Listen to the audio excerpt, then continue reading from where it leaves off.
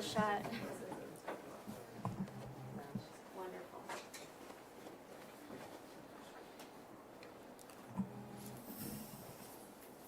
We'll let everybody get settled in for a minute. They've had a long day, I can tell you that. They've been busy agenda today. Well, good afternoon. Want to thank you all from the press corps for being here to cover this important, very unusual kind of day for us, but we're very honored to be hosting a delegation of some Americans, some Israelis who are here to talk about what's happening, and family members who are still being held hostage. Some, of course, there's been also those who have been killed because of this senseless violence by Hamas against Israel.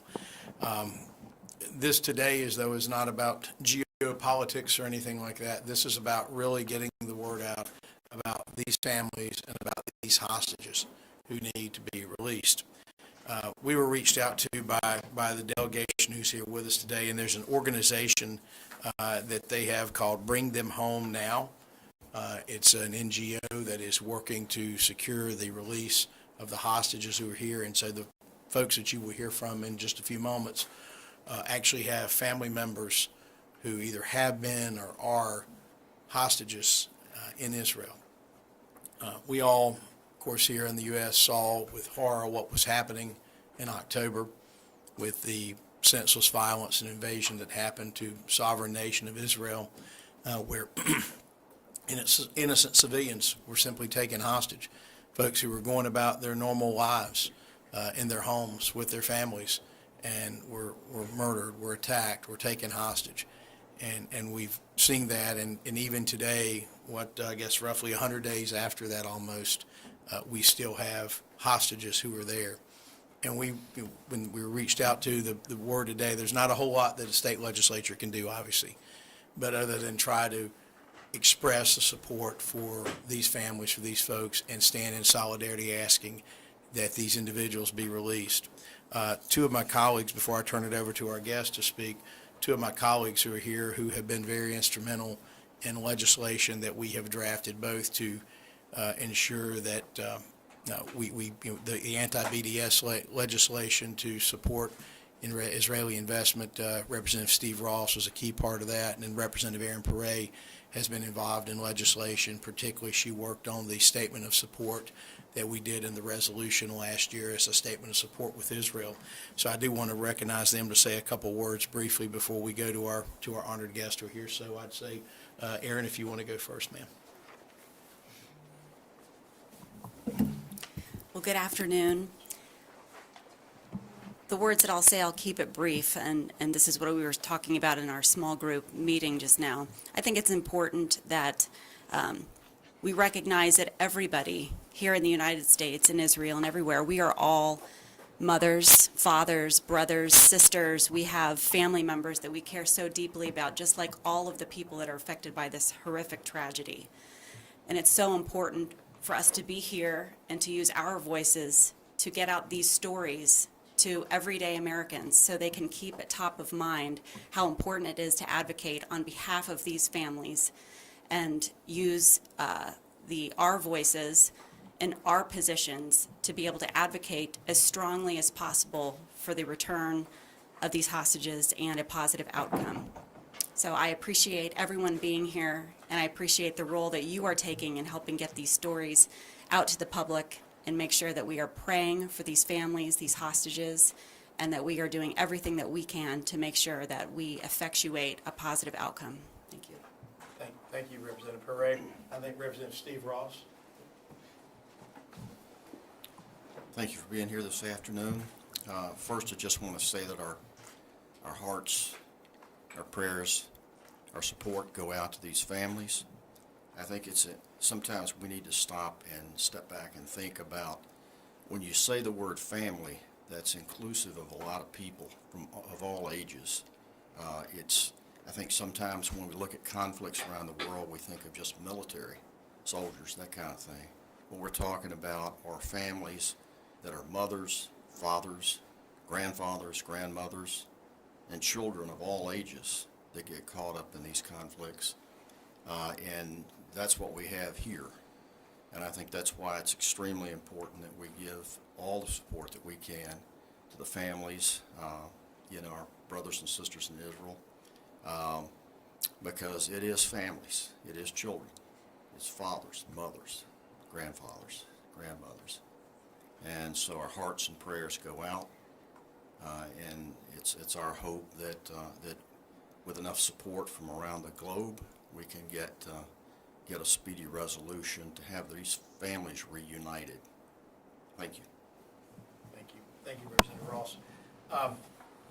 We had a meeting before this press conference, and I think what you will hear in a few moments will be some of the North Carolina connection that with North Carolinians who were involved in this. And that really brings this even closer to home when you look at that. And I hope that after today's press conference that those of you here and that the viewing public understand how important this is and how important it is that we as a nation continue to press for the return of these families and continue to press for the protection of Israel. We're also honored today to have with us today the Consul General from Israel, Anat Sultan Dedan, who is here with us, and will be making some remarks as well. And then after she speaks, I'll let her turn it over with our visitors. So, Consul General, thank you for being here, ma'am. Thank you. Thank you, Speaker, and thank you to the legislators who have joined us today to express their support of Israel, to express their support in calling for the release of the hostages still in captivity. It has been 102 days since babies, children, toddlers, women, men, and the elderly were brutally dragged into captivity in Gaza. We still have over 130 hostages remaining in captivity today, and the call to bring them home now should be heard everywhere, not just in Israel, but by anyone and everyone around the world who values life and freedom.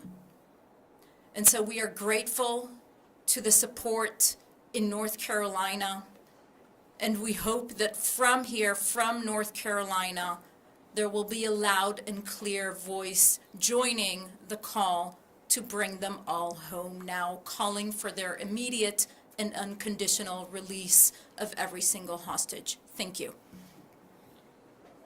And now we'll turn it over. No particular order. Any of the family members, I'll come up and tell the story because I think the folks need to know.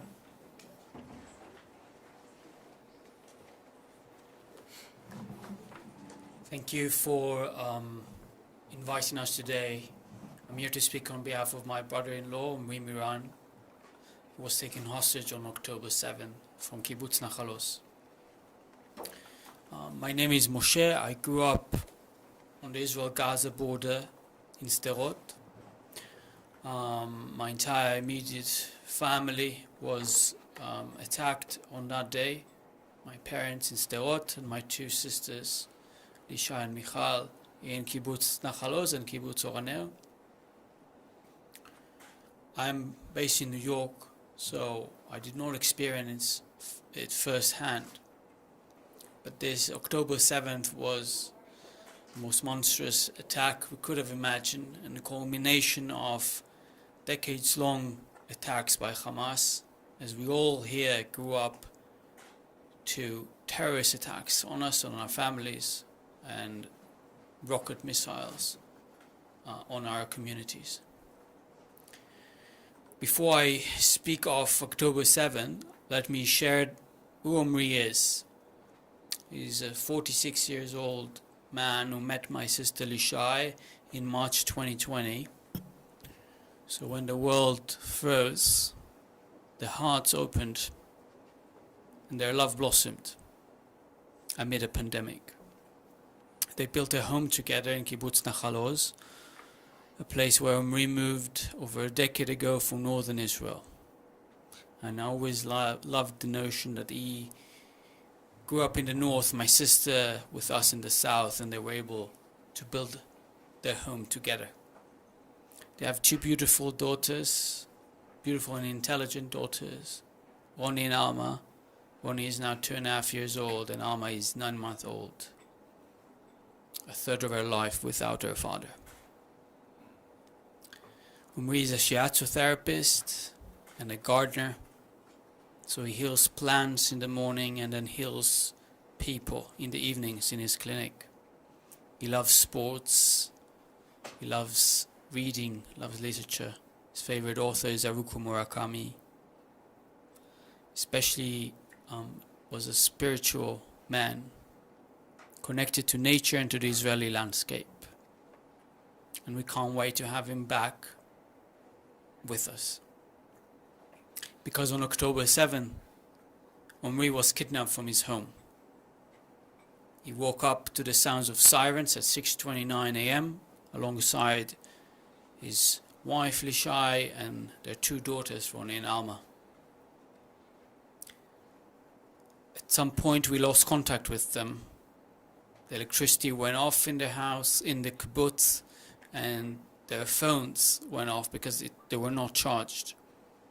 Nobody expected such a monstrous terror attack to take place that day, a holiday, on a holy Shabbat.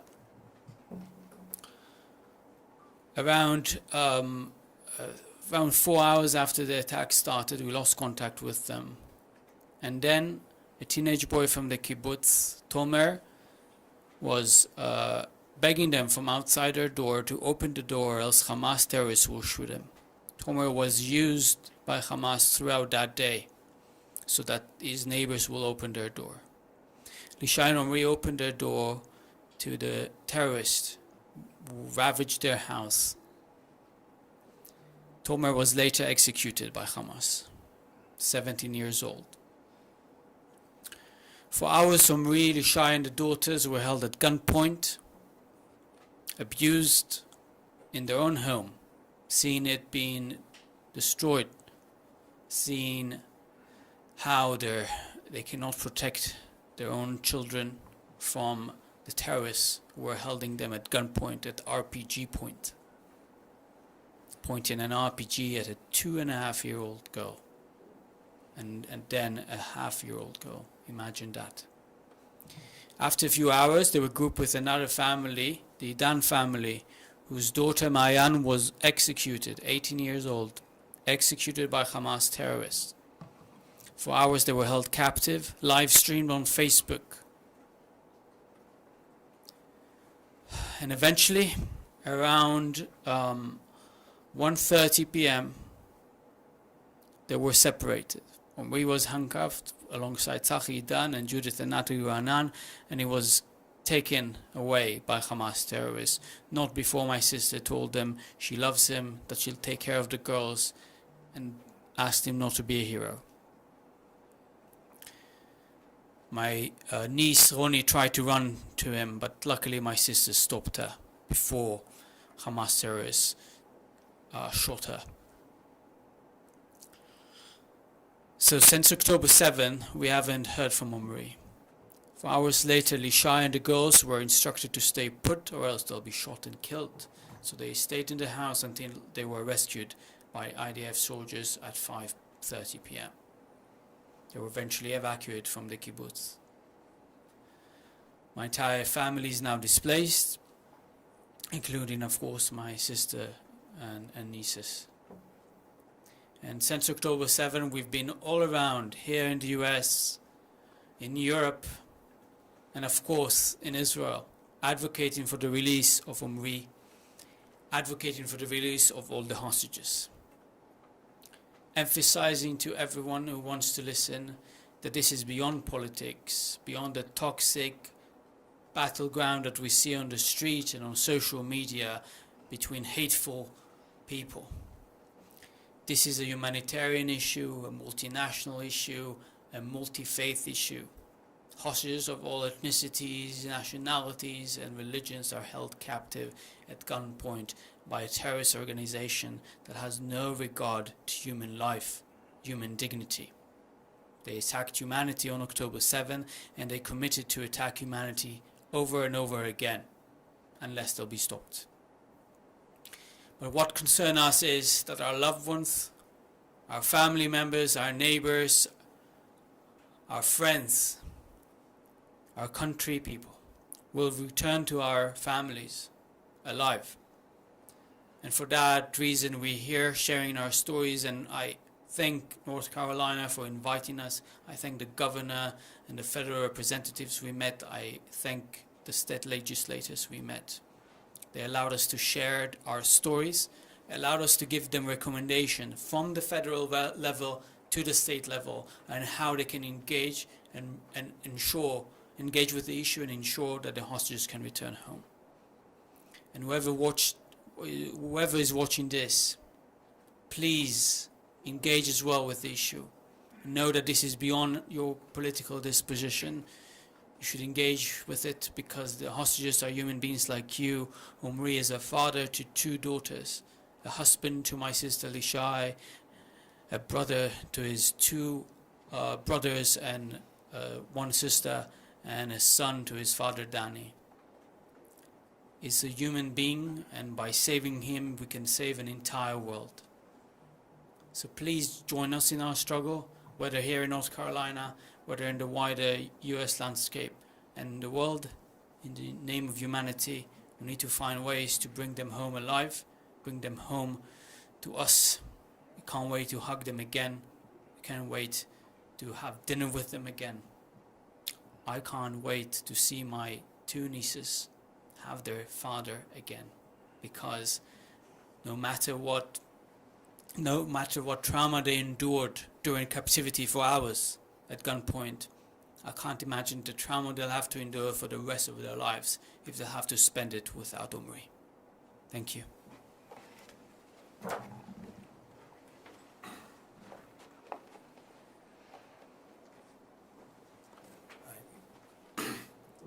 My name is Eri Moses. I'm here to speak about my father, Gadi Moses. My father is a man of people and land. He worked in the fields in the kibbutz Nir Oz for the last 60 years. The last 30 years, he's world expert with agriculture, growing potatoes.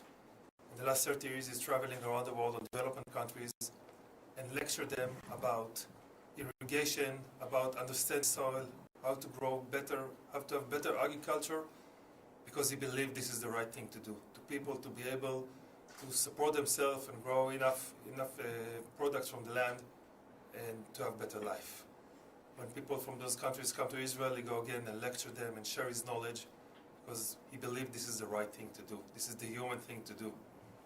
He can explain it to a group of professors, a group of kindergarten kids, and everyone between in their level, and answer every question until everyone's satisfied. He loves to help people. He used to drive Palestinians from Gaza to hospitals to get medical treatment and drive them back to Gaza because they don't have the way to go there. They got some permission to cross the border, but not. But on October 7, his world and all our world was like almost collapsed because they brutally entered the kibbutz after a brutally attack of missiles and enter his house. And the moment he know they entered the house, he left to the safe room to protect his partner and her daughter and 2 granddaughters, because this is the person he is. He put himself in front of others. And then they took him, and his partner managed to send a message that he was taken by the terrorist. And my sister, which was in another house, struggling for her life, holding the door to protect from her daughters from the terrorist, saw the message that her father was taken. Lucky for us, she was survived and managed to tell the story, but houses near her were burned and destroyed and bombed. Unfortunately, later, other terrorists came, took his partner Frat and a daughter Doron and 2 granddaughters, Raz and Aviv, which are only 2 and 4, and took them too. Frat was murdered on the way, and the body was found in the fields after several days only. Doron and the 2 granddaughters were taken to Gaza and released after 49 days. My mother, which lived in a 3rd house, was also kidnapped on the same day. She managed to grab device that helped us to sleep while she's sleeping, because she knew she cannot sleep without it. And she managed to hold it all the way to Gaza, but in the enter to the tunnel, they took it from her. Even though they knew she must have it. She didn't know if they have electricity or not, but she knew she needed to survive, to live. But they took it from her. And then they took her down to the tunnels, and she's been there for 49 days. Without this, the only way she could try to sleep was sit in a chair with her back, head back to the wall, and try to sleep. She barely slept the whole time. After she was released, it took her for a week that she had to sleep for like 12, 13 hours a day for her body to recover. Lucky for us, she's now better. But my father is still, we don't know anything about him. On December 19, Hamas released a video we see him speaks. Sorry, Islamic Jihad did it. And in this movie, that we don't know when it was taken, he looks very thin. He looks like 10 years older than what he looked in this picture that was taken this summer. It's a very new picture, and he looks like 10 years older than what he is. And since then, this is the only sign of life we have for him from October 7th till now. And this is our lives now. I didn't shave my beard. I didn't cut my hair. I dress only with shirts that shows, and I have everything this is our life. I didn't go to work. I didn't do anything. For me and for the other families, we can do anything. We do whatever we can in order to bring them back. And time is running out for them. Elderly people we already know that died there, and others, women that we know that were brutally attacked and assaulted, and many other bad stories that we heard from people that returned. And the only human thing is to bring them home. It doesn't relate to politics. It doesn't relate to anything else. Anyone who has family can imagine what happened if his father, his brother, his kids, someone from his family was taken, and it's more than 100 days now, 3.5 months already. Time is running out, and anyone with some humanity in him need to act, to do whatever he can in order to bring them home. Thank you very much.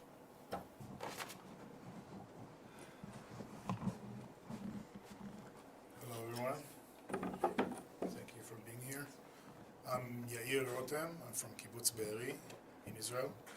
On October 7th, I woke up in about 6:30 a.m. to the sounds of bombings. It was rockets fired from Gaza, intercepted by Israeli Iron Dome missiles. I had to stay in the safe room, and then later we got an announcement from the Israeli IDF that we need to stay in the safe room because something else happened. Slowly we started to understand that hundreds of terrorists made their way to our kibbutz that day.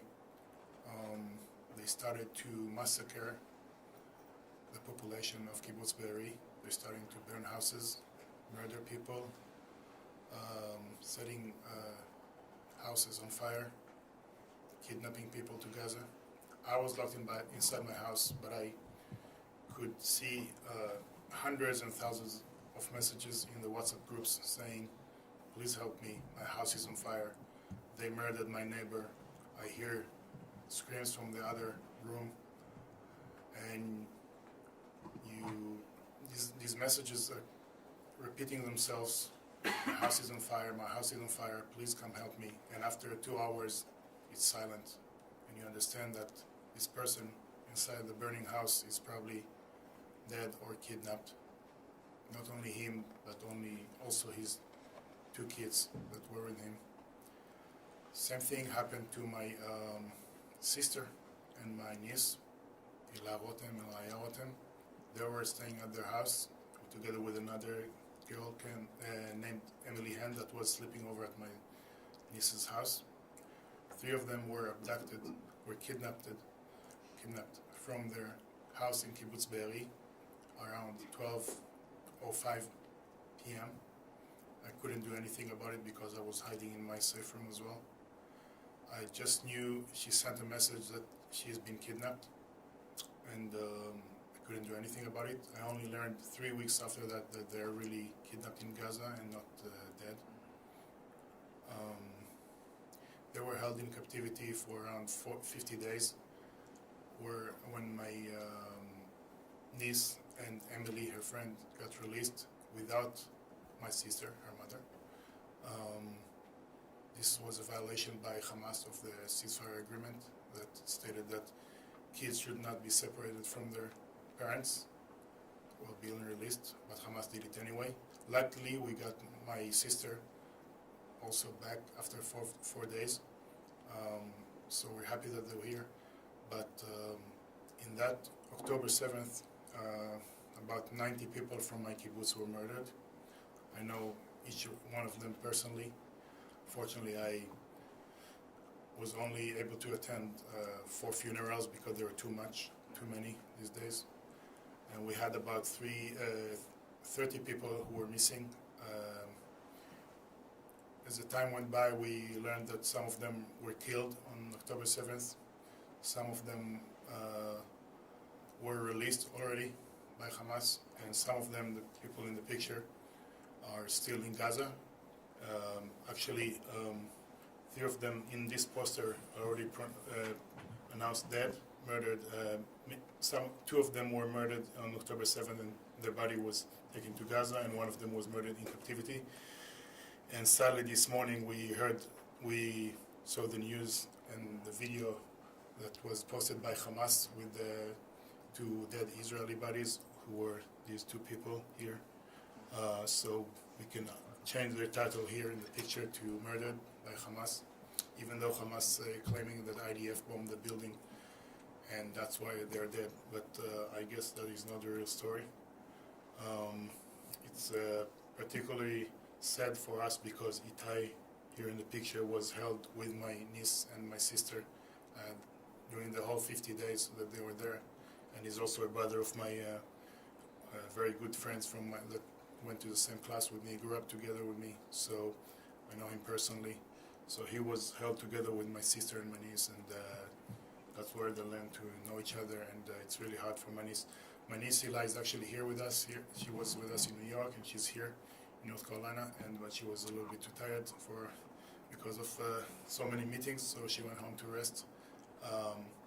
Lovely girl, she's here. It's hard for her, but she's here because it's very important for her to call for the release of all the remaining hostages, kidnapped people. So we have, in my kibbutz, we have several bodies that need to be saved from Gaza, and also other people who we believe to be alive. And we just want to tell the whole world about it, and please do whatever you can to keep this topic, that people know about it in social media. Tell your friends, do whatever you can. Thank you. I guess it'd be appropriate for any questions that one wants to ask.